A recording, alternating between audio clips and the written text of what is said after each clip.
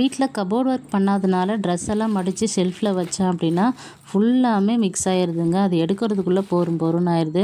மாதத்துக்கு ஒரு முறையாச்சும் அந்த ஷெல்ஃப் ஃபுல்லாக இருக்கிற ட்ரெஸ் எல்லாமே அடுக்கி வைப்பேன்.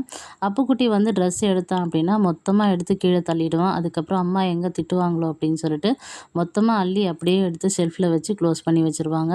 அப்புறம் பார்த்தா தான் தெரியும், திறந்த உடனே அதாவது வந்து ஸ்க்ரீன் தான் போட்டு வச்சுருக்கேன். ஸ்க்ரீனை ஓப்பன் பண்ணேன் அப்படின்னா எல்லாமே வந்து அப்படியே கீழே விழுந்துடும். அதனால ரொம்ப நாளாக இது வந்து பார்த்துட்டு இருந்தேன் மீஷோவில். ரொம்பவே நல்லா இருந்தது. இப்போ கொஞ்சம் ஆஃபர் ப்ரைஸில் கொடுத்துருக்காங்க.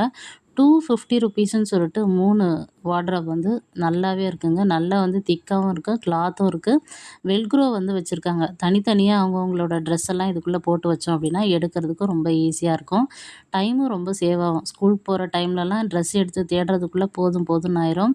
இன்னர் வேர்லாம் எடுத்து வைக்கிறோம் அப்படின்னா எல்லாத்தையும் எடுத்து அங்கங்கே வச்சுட்டா அது வந்து பார்த்திங்கன்னா காணாமையே போயிடும். திரும்ப ஒரு நாள் தேடி எடுக்கிறதுக்குள்ளே போதும்னு ஆயிரும்.